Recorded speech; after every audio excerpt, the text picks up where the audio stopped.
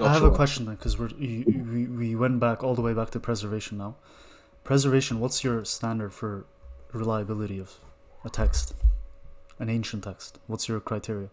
Uh, oh boy, bro, you're putting me into stuff that I'm not No, because you um brought it up. That's why I didn't bring this necessarily. up. But I didn't even want to speak about this because we're done and over. But you brought it up. So if you're saying Mhm. that, like, okay, whose criteria? So let's start off by your criteria. Now, if you don't have a criteria, Yeah, then how that's are we going to agree on a criteria? well. I mean, my criteria, my criteria personally, I would say my criteria is firstly tradition, right? Okay, Um, but secondly, after that, it would be like historical sort of physical preservation. If you want to critique that, you can. I'm not really too good on that, but in terms of like historical preservation, I would say, yeah, possibly the earliest attested documents. You can put that as a criteria. good. Yeah. Uh, So you can for say the Torah, for like the first with, five books, what's within the area, I guess that would be a criteria as well. so let's start off with the oldest book, yeah, which is the Torah in the Bible. Genesis, Exodus, Leviticus, Numbers, Deuteronomy. What's the tradition? Like, what do we have of it? Oh man, you're testing me. You're testing me on things that I'm not 100% on. Okay, But can I as far speak as about I it then? can Can I remember, speak about it because I researched it? it was the Sinai, wasn't it, or was it the Sinai? No, like the No, that tradition, was right? For example, the New in Testament. Islam, I'll tell you. Look, in Islam, you have the source. Who's the source of the religion? It's the Prophet Muhammad, right? We have a tradition of preserving the Quran. Okay, how do we do that? You have the Prophet, peace be upon him. You have his companions. Let's say Abu Bakr, let's say Omar, Uthman, Zayd bin Thabit, Abdullah bin Mas'ud, whoever. Then you have their students and their students and on and on and on, right? So we have this tradition, like a recorded chain of narration, like traditions. When it comes to Moses, okay, Oh, Moses, there was Joshua, let's say, there was Caleb, etc. Yeah, where's the tradition? Where's the gap between, let's say, Joshua and Caleb, who were like the two of the kind of like the righteous companions, more like the better companions of Moses? Where's the, how do we, can you fill in the gap between um, Moses, Caleb, Joshua, and the Torah, after the Torah we have currently? I'm I'm genuinely not too familiar Okay, I will tell you. uh I will tell you. with that. I'm not gonna lie. I will tell you. Mm. But wait, hold on. First of all, Yeah. I am trying to understand where you're coming from. So, are you asking me what is the tradition behind the text, or are you asking me like what's like the line of prophecy, like No, no, prophethood? forget prophecy. We're Um, talking about preservation. Like, because okay, look, I asked you what your standard is, right? You gave me a list of things personally, and some of them I agree with it. Yeah. I'm just saying. yeah. I'm just saying. Now use your criteria and establish it for starting with the Torah, the first five books. So you what you want to know is what's like the oldest Torah, or like so what's like the oldest Just the attested to floor is Torah, all or like yours. what's the oldest The manuscript? floor the floor is all yours. You just show me because you believe the Old Testament's reliable, right? Um, here's the thing about my belief, bro. I'm not gonna lie. If we want to know about the Abrahamic God, right? Yeah. Because what you have to realize is that I'm not versed in this. But if we want to know about the Abrahamic God, one thing that we can't do is we can't go outside the bounds of where the tradition, was rooted. I'm not going outside. I'm going inside. Right. Inside of this the Torah, But starting from the Torah, but the thing is, but the thing is, Genesis. what we're about to do is we're about to compare the two traditions, compare the two books, and that Which just two can't books? work. Which two books?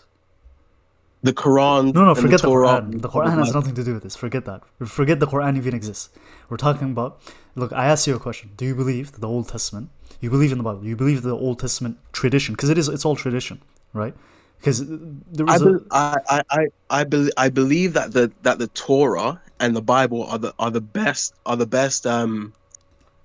best texts to understand the Jewish tradition I'm not between arguing years 10,000 to zero. I'm not arguing against that, but I'm saying whether they're the best or not. My question was, do you believe they're reliable? I believe that they're reliable in showing. Yeah, I think they're probably the best reliable sources on the Jewish tradition. I don't really Look, think no, too deeply into look. them, My question completely honest. is it reliable? Not forget Jewish. I'm saying you're the understanding the Bible. Yeah. So me, if you look, if somebody wants to be Christian, yes, you would give him the Bible. Yes, read the Bible. Right. That's where you Yeah. get the information from. This is where you get the mitzvah, the commandments from. This is where you understand the who God is and the prophets and all of these things, commandments, etc. Do you believe that's reliable? It's a reliable source of information. Let's start with Moses. Yeah. Do you believe that the Old Testament that we have today is a reliable source of information to understand the message of Moses? A reliable source of information to understand the message of Moses. Yeah. Starting with Um, Moses, we're gonna start with from the beginning. If you want to go a bit further than that, which bro, is Adam, Noah, whatever, that's fine as well. But we're doing Moses because Moses is the center point of Torah. you have to understand where I'm coming from with this. I think because first of all, reliability, quote unquote, your words, Yeah. it's a very wide definition. The thing is, whether or not like you have to specify whether you're talking about historical, religious Both, both. reliability, etc. Historical and religious. It's both. It's both mixed because the history is telling us about the religion of the Jews. Yeah. So look, all I'm saying is Yeah, we're I talking think about I think preservation. I think it is the most reliable book about Moses. Yeah, I'm not saying if it's the about most. Moses. I'm asking generally, is it reliable? Look, In if is there's there, only look is there if there's only only look if there's only one Harry Potter book, and I say this is the best Harry Potter book, obviously it's the best Harry Potter book because it's the only Harry Potter book. That doesn't make any sense. So similarly, I'm asking you. I'm not asking you if it's the best reliable source. I'm asking you, is it a reliable source? The Bible. Oh, okay. So you want me to independently review it and whatnot. Is it reliable? As far as I know, yeah. Okay, so using the criterias that you laid out, yeah, can you prove like that it's reliable based on the criterias that you gave? Which remind me again, So what were they? based on Like what were the criterias? Just the quickly. criterias I gave were geographical location and what the hell did I say? I think I said Geographical location of the, what? the oldest and the oldest geographical location of like the text, The like manuscript? where did where did the manuscripts Okay. originate from? Okay. So that and what's the second one you said? And the oldest Okay. texts. Okay. You do realize that tradition isn't always on text. Yeah, Yeah, okay. I know that. So using geography Okay, and the but oldest text, uh, can you demonstrate to us that the Torah it was reliably transmitted? Like it's reliable. um, I wouldn't be able to show it because that would be a um a fault of um the amount of information that I have and the amount of resources that I personally have and how much research I've put into it. Okay, But then allow me to explain why it's not reliable using your yeah, criterias. using my criteria. Okay, Yeah. go on. Okay. So first, geography. You're saying that like the manuscript or the tradition should come from that geographical place. This I agree with you. Yeah. Which is that let's say we have the earliest manuscript and it's around that region. Yeah. So the Dead Sea. The Dead Sea. It's around. I mean, it's not from. We didn't just find a manuscript of the Torah from United States or something like that. Right. So that I agree with you. The problem is the second one. The second criteria that you said is that the earliest manuscript. Yeah. Now, when you said earliest manuscript, what does that mean? Like, what about the earliest manuscript makes it reliable, or what about the earliest manuscript makes it not reliable? Well, if the earliest manuscript um was like was dated too far, I guess, away from The time of the the event. actual origin date, then yeah, Okay, good. then it would be. Okay, good. The earliest manuscript we have of the Torah is called the Dead Sea Scroll, and it dates back to about 2,000 Mm. years ago. Yeah, so Yeah. it dates back to 2,000 years ago. The events of Moses, right? If you're going to count from Exodus, these events happened 3,300 years ago. So if you do the math, right, the earliest evidence we have of the events of Exodus, there's 1,000 years apart between the manuscript and the event. So by the standard that you gave, it's not reliable because there's too much of a gap. Mm. Okay, I can see your point on that.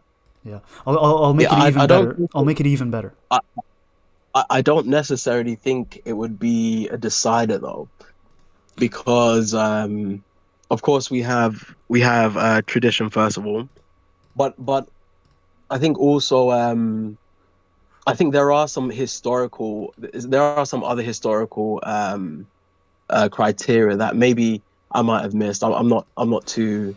Okay, but this is the thing, is that you came with your criteria. I'm just showing you that even from your criteria, which is a shallow criteria, but that's what you gave me to work with. First one, I agreed with you. Second one, and I showed you that, but based on your second criteria, it's not reliable. But I'll do you even better. Yeah, is that you have the Dead Sea Scroll, which is the Okay, earliest one. You know the Jews. You know the so Jews. They just let me finish, because I think yeah. you'll learn a lot of things from here. The Jews, they don't even accept that. The reason the Jews, they don't even accept Dead Sea Scroll is because it contradicts their Masoretic text, their Torah that they read. Yeah. So if you compare your Bible today, open up any translation that you read. Mhm. That's fine. Open up your Bible. You compare it with the Dead Sea Scroll. What you will find is a lot of additions, a lot of subtractions, and sometimes contradictions in text. So you have one issue. The issue is that you have more than 1,000 years of gap between the event and the manuscript. The second issue you have is that when you're comparing what you read today with the earliest evidence you have, and if you want me to show you examples, I can. Yeah, because I have these screenshotted. Uh, you will see that there's differences. So that adds in more to the fact that it's not reliable, because there's contradiction within which shows that people added things and removed things from it, and we don't even know who added and removed these things, and we don't even know who carried down these traditions. Anonymous authors. Yeah, thank you for that. But Yeah. you know, I don't honestly think that my criteria is reliable. It was sort of something that I had to give you.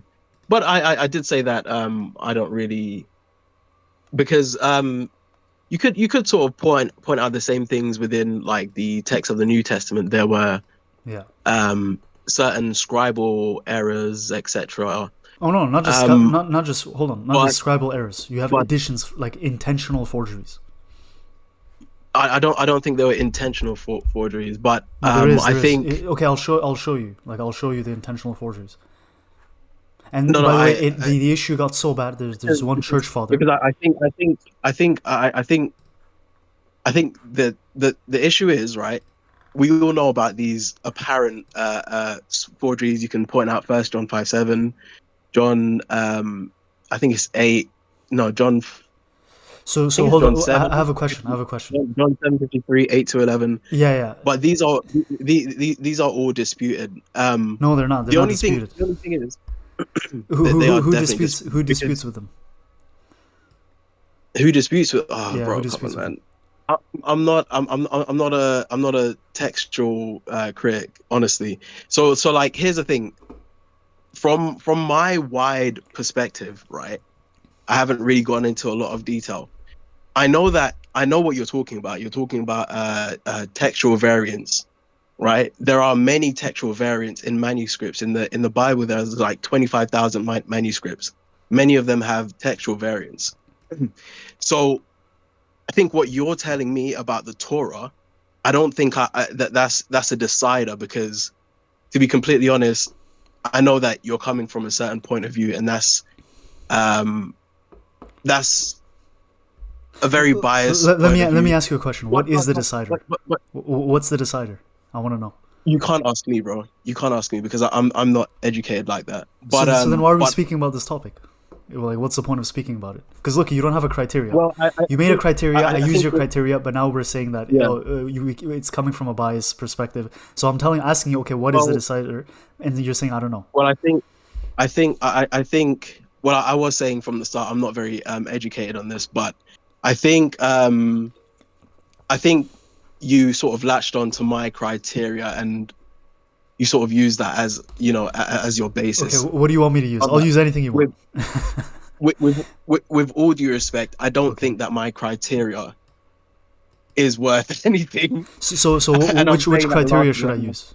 What's the criteria that I should use? Which Yeah. criteria should you use? What should I I think you use? should look at the fullness of scholarship, Okay. right? So you should definitely look at the fullness of scholarship, tradition, etc.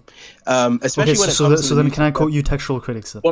One last thing, especially when No. you look at the New Testament, because we have 25,000 manuscripts. Some of the quote unquote missing verses, I believe, are in the traditions. So, and that poses an issue for you because if they're in the traditions, in the church fathers, then technically they're not lost completely, if you know what I'm saying. So, I don't think that this is a fair arena for someone like me to Okay. Then discuss with you because can I quote you biblical textual critics and scholars? biblical textual Yeah. critics and scholars. Because look, your criteria is subjective. My one's biased. You're saying scholars. Okay, so let's do scholars then. yeah, but the scholars that you're gonna pick out are They're going not to be Muslims. They're biased. not Like, Muslims. No, they're not Muslims. no, you don't have to be Muslim because you guys love Dr. Bar Ehrman, don't Okay, you? not Bert. Okay, I won't Oh, quote. Okay, I won't quote Bart Ehrman. How about and that? I won't quote Bart Ehrman. and even Bart Ehrman's teacher died a Christian. In fact, even Bart Ehrman said the differences in the New Testament don't change the Christian doctrine.